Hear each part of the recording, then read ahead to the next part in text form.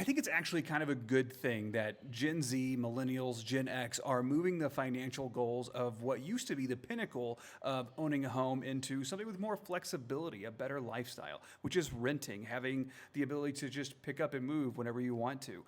But for a lot of people, it is still a big goal and a respectable goal to want to own a home. But unfortunately, the housing affordability is still very far out of reach for a lot of people. If I needed any more proof that our phones are 100% listening to us, I was having a conversation with an older gentleman today, and somehow this got brought up, and then this article was shown to me. But he was basically saying that back in his day, the 70s and 80s, interest rates were double what they were now, and people were still buying homes, and times were tough, but everything was very affordable. And me being very polite, didn't push back, was more or less agreeable.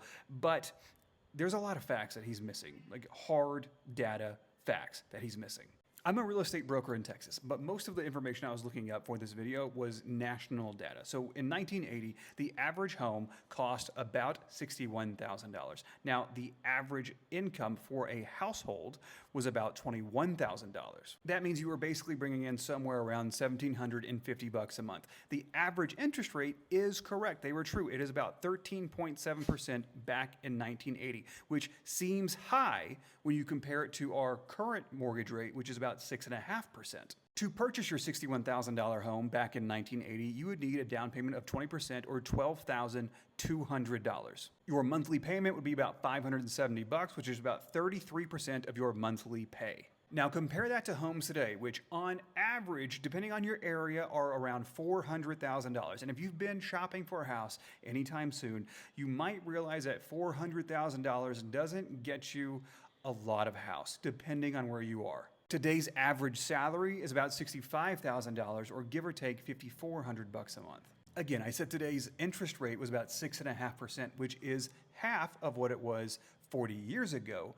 But to purchase a $400,000 house today using a 20% down payment, you would need $80,000. Comparatively, again, if you were buying a house in 1980, you were paying basically, give or take, half of what your annual salary was. Today, your annual salary doesn't even cover the down payment. But comparing apples to apples, if you were to buy a $400,000 house on a 20% down payment of $80,000, your monthly payment would be about $2,020, or 37% of your monthly take-home pay. That 4% doesn't seem like a big difference from the 33% of the monthly take-home pay of 1980, but the big difference is most people can't afford the $80,000 down payment, meaning they put down whatever they can. There's a lot of loans out there that are available for 3, 5, 10% of a down payment to help get people into their first time home. But that means your interest is on a much larger loan amount, which is why you see people with $3,000, $4,000 a month monthly mortgages. That obviously eats into a significant portion of the average take-home pay. So I don't think we're going to see trends changing anytime soon. Millennials, Gen Z, Gen X, we have found another way to find fulfillment with living, and that's renting and having the freedom to go wherever we choose to go and not being tied to a single location, building equity in a asset that we'd have to be overpaying for and eats into a large majority of our paycheck every single month. And we don't have to pay for the upkeep, the property taxes. We can just come and go as we please, and I think there's something nice about that.